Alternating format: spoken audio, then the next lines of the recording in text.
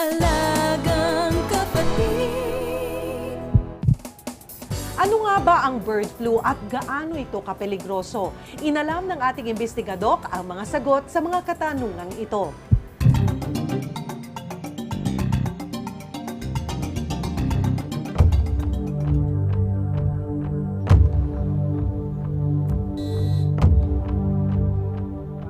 Mailap, matayog kung lumipad. Ang ilan sa kanila, nagmula pa sa ilang malalayong lugar sa Asya. Mistulang isang santuaryo ng mga dayuhang ibon ang malawak na lupaing ito sa Candaba, Pampanga. Tuwing sasapit daw kasi ang taglamig sa mga bansa kung saan sila namamalagi, Pilipinas ang paborito nilang landingan dahil sagana sa pagkain at may tamang klima.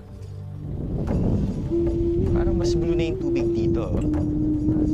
Mas blue na siya, no? Mas...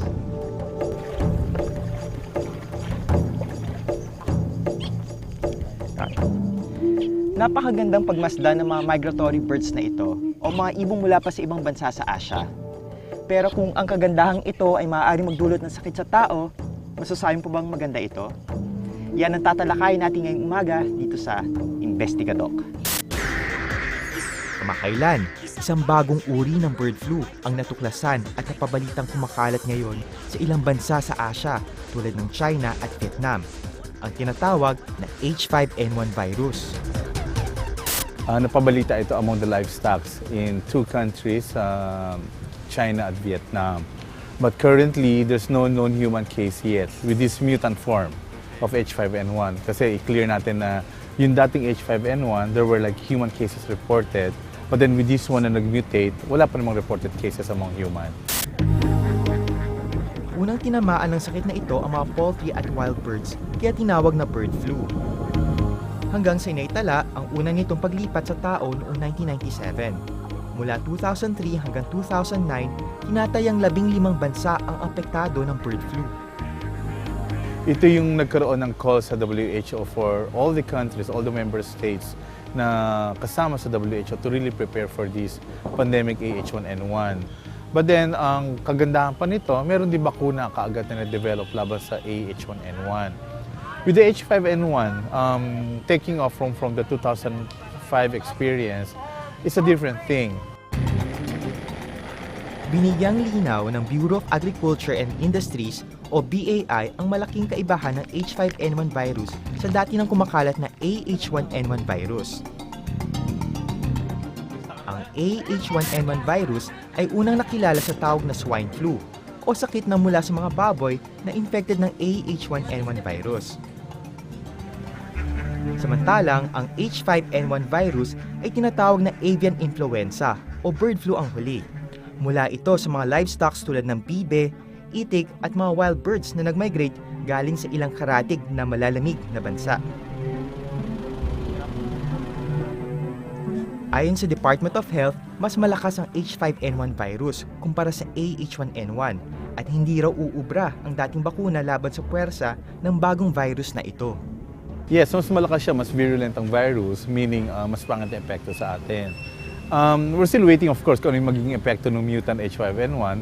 But then, we always base it on the original form na maaring ganun din ang epekto or baka far more worse as compared with the original form of H5N1.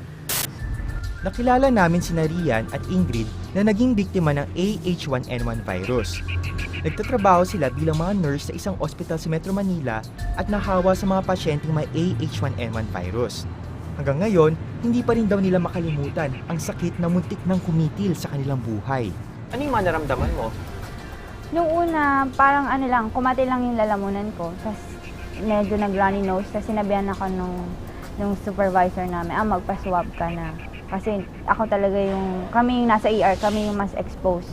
Kinabahan din ako kahit na-inform na kami kung na parang flu nga lang yun. Pero syempre dahil nga bago siyang sakit, parang ka pa rin, kinakabahan ka pa rin. Tsaka ayoko kasing ma-confine dun, quarantine ng 5 days. Ang naramdaman ko noon, lang siya, parang normal na flu. Ako nga lang nagpilit na nagpa-swab. Sabi ko, kaiba lang siya kasi mainit yung sa mata. Sa mata lang yung mainit, pero yung the rest normal siya. Yung flu kasi, di ba, din siya, masakit sa ulo, nag-runny nose, Ganon yung sintomas. Sa tulong ng Research Institute for Tropical Medicine o RITM ay gumaling din sina Rian at Ingrid.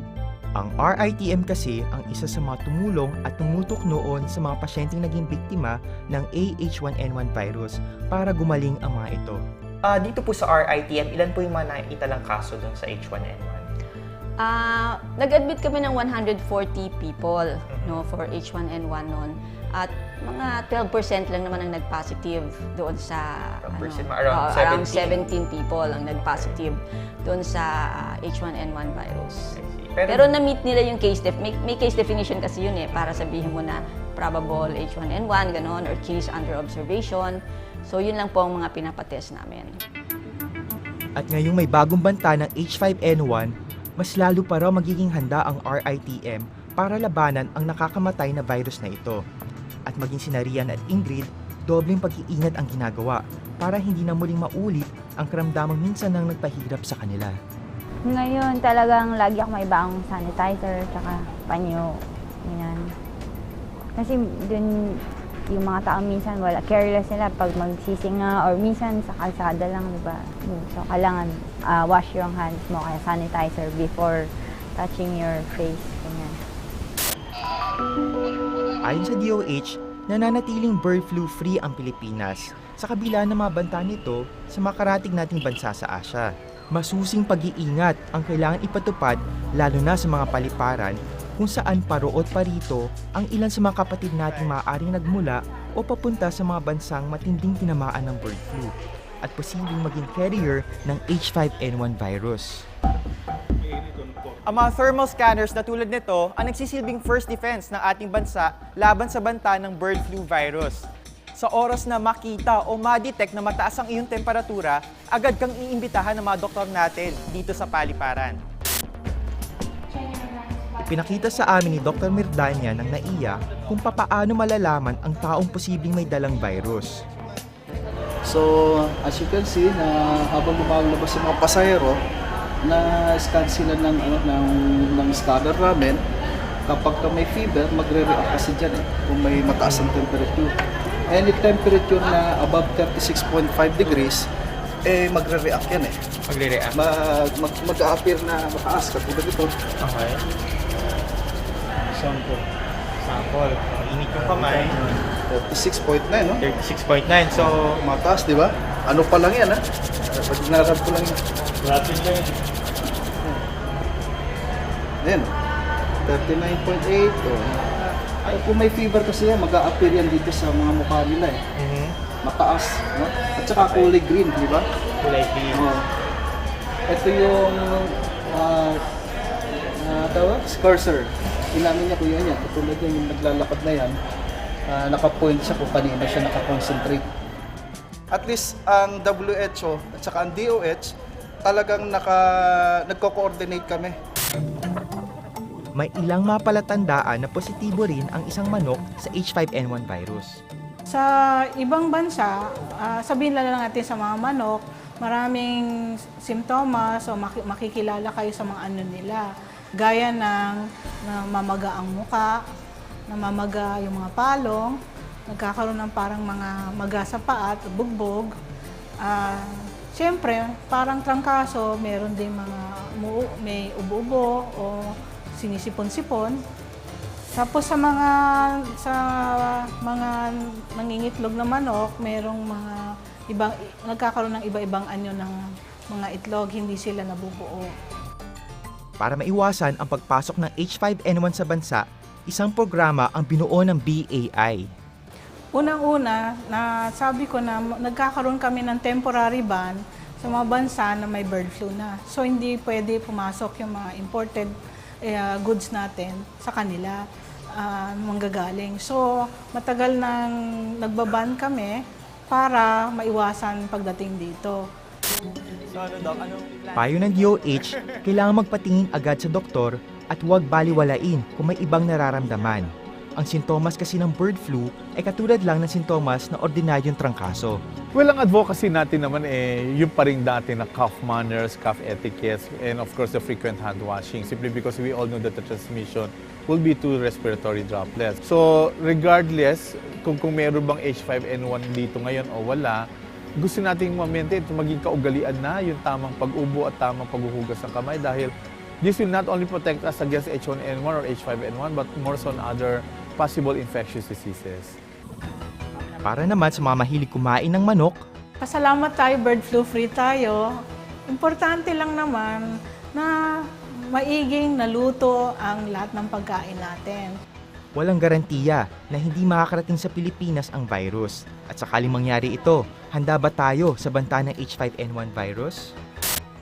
Dahil sa masusing pagbabantay ng mga kagawaran ng DENR, BAI at DOH, nananatiling ligtas ang ating bansa laban sa anumang banta ng H5N1 o bird flu. Mga kapatid, hindi natin kailangan matakot. Bagkus kailangan makipagtulungan sa gobyerno para maiwasan ang banta sa ating kalusugan. Ako po si Doc Walter, ang inyong investigador.